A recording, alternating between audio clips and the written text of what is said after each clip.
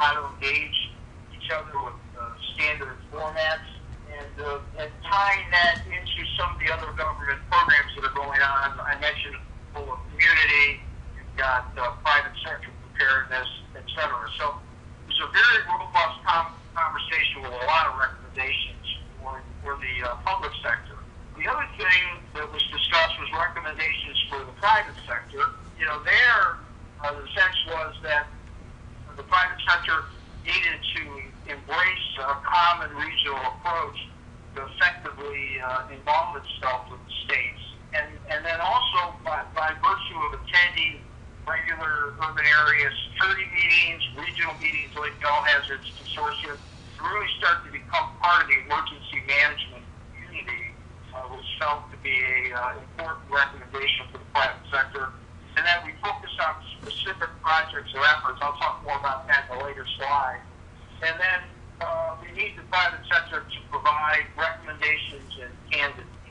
So again, lots of good discussion for the private sector.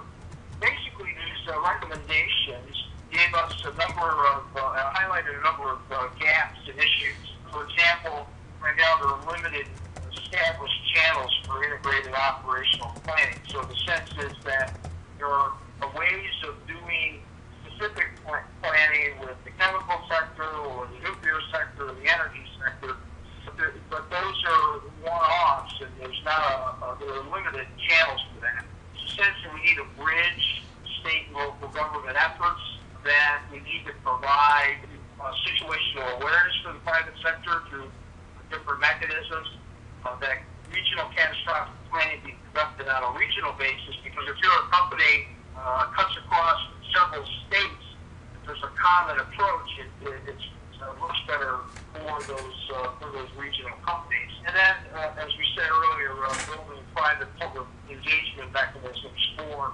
planning and analysis. So all of that led us to 4 next steps. Talked about continuing to integrate the private sector in our planning efforts. This first meeting was very, very successful, and we were very, very lucky to have Mike and Richard, Mr. Ferris there. They were very candid, were very engaged.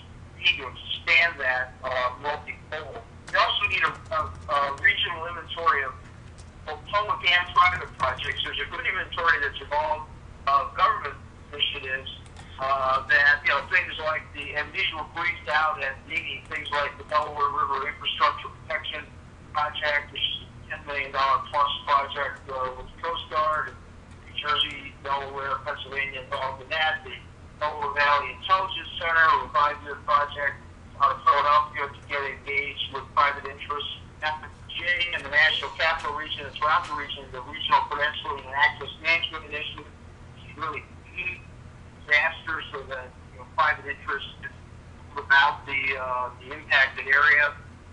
Food distribution project, we had a tremendous presentation. What's going on there? Jersey, and then the National Capital Region, an NCR CCTV project. That's just a quick snapshot of some of the projects that were discussed.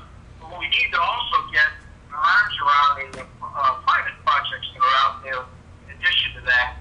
And then once we had that list, we would have a follow-on workshop to determine and discuss a high-priority project. If you get a copy of this report, it's available on the All Hazards Consortium website. If you want to download it at www.ahcusa.org, that report will be available. There's a lot more detail. I've covered at a very high level some of the regional success stories and challenges. Talks about both projects in the public and the private sectors. And then the final section provides some of the case studies that I've mentioned. So it's a great report, and hopefully you take advantage of it. And then the last thing, when you go to the consortium website, you just click on the report and you download it, and you're off and running. Turn over to Richard Zeno. Thanks a lot for having me today. It was a good pleasure speaking and being a panelist at the UASI workshop a couple months ago. And since that time, we've actually been very busy. We've had a lot of activity over the past couple of weeks with the natural disasters that have been occurring across the country. rather than talk about theoretical things, I thought we'd talk a little bit about some of the activities that we've been involved with over the past couple weeks, and where some of the roadblocks we ran into with public sector and private sector communications and integration, and talk about some of the opportunities we learned, and bring that to the audience as a frame of reference. So, Laura, can we go ahead and open up the slides I sent you? Great. So, you can go to the next slide, please. You know, if you were participating in the UASI workshop, you know, I talked a little bit about what happens to wireless networks when disasters strike. Now, these are two pictures here from Joplin, Missouri. Obviously, you know, when tornadoes hit and hurricanes hit and severe weather hits, the most susceptible and vulnerable thing in the network is obviously our cellular site, or the radioactive network. And obviously, what happens is, you know, power goes out, or damage occurs to the sites, or there's telco outages, and what the customer experience is reduced coverage in spots in the network, or congestion in the wireless network. So we had a pretty significant impact in Joplin with lots of sites damaged and destroyed. There was about a 2-mile wide swath of devastation across the center of town, where a lot of people live and a lot of people work, and where our cellular sites operate. So I'll talk a little bit about the next slide, Laura. So we talk about the wireline impacts, or the wireless impacts a lot. A lot of times people don't recognize that Sprint is a global Tier 1 internet service provider. So Sprint operates a significantly large network. We have a OC-192 internet backbone, and we serve large multinational corporations, Tier 1 to Tier 2, Tier 2 and Tier 3 internet service providers, and governments and medium and small businesses. So our network wraps around the globe. We have a physical presence in the United States, Western Europe, Asia, Australia, and India. And obviously, you know, this network is actually physically buried fiber. And along that route, we have things called optical line amplifiers, or regenerators, and points of presence. So the points of presence are where we add and drop traffic onto and off the network. So just as a frame of reference here, I want to talk a little bit about what that means during disasters. We also think, well, it's only going to affect the cell towers. Many times the actions that we have to take after disasters or during disasters is to protect our wireline traffic, because wireless traffic runs over that wireline backbone. So a picture here is a picture of what we cook. We have a regenerator or an optical line amplifier. And essentially this picture of this facility will take an optical signal along the sonic ring and regenerate it across the fiber. This other picture is from a recent cable cut we had in Montana due to flooding. And obviously this picture up top is what our backbone looks like in the United States. So I'll talk a little bit about two events. I'm going to talk about the Morgana spillway disaster, or threat of disaster, and the Joplin tornado. Next slide, please. So during the Joplin tornadoes, one of the things that we encountered was the fact that there was significant devastation and mass confusion around who was allowed to be in and outside of in and around the disaster area. As you can see from these cutouts, these are actually recently published articles from the last 2 weeks, from May 24th to May 25th. The city, the mayor, and the local sheriff's department instituted a curfew.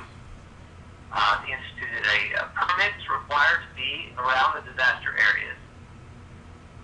And this could have presented some challenges, and this is just some things to think about in terms of how this can equate to your state or your jurisdiction.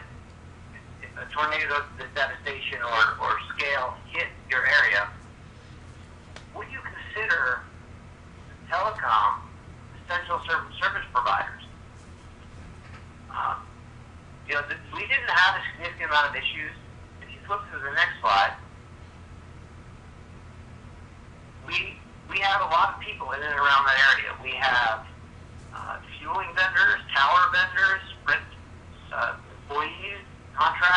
general contractors. So there's lots of people in and around that disaster area. So access is a big concern.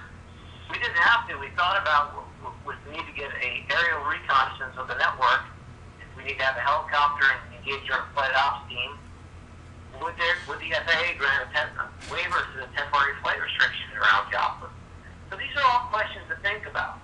And what I pose to the audience on the call today is that we need to recognize that telecom operators are considered essential service providers. So when we think about that prior to events, it certainly helps when actual events occur. There's a need for the federal and the state agencies to work together. So FEMA came into Joplin. We were engaged with the National Coordination Center for Telecommunications. And there's a need for the state and federal agencies to work together with the local jurisdiction to keep the whole credentialing system simple. So you can see a picture of the company letter that we provided. Employees that were required to have driver's licenses and a copy of this letter. And we're hoping that a letter like this will suffice, because we make it more complicated than this, and it makes it more difficult for service providers. It makes our job more difficult, because not only do we have to get this letter out or whatever credential out to our own employees, but also our third, fourth, and fifth party contractors that are working on behalf of Sprint to bring our network back on air, to replace tower, replace antennas, and replace equipment.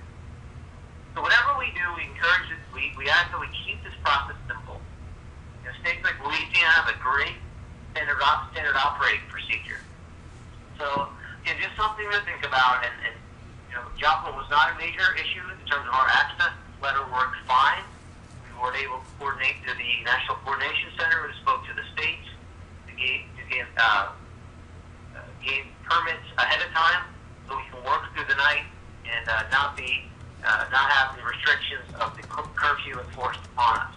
So a couple of weeks ago, early May, we were notified that in southern Louisiana, they were going to be opening up the Morgana Spillway.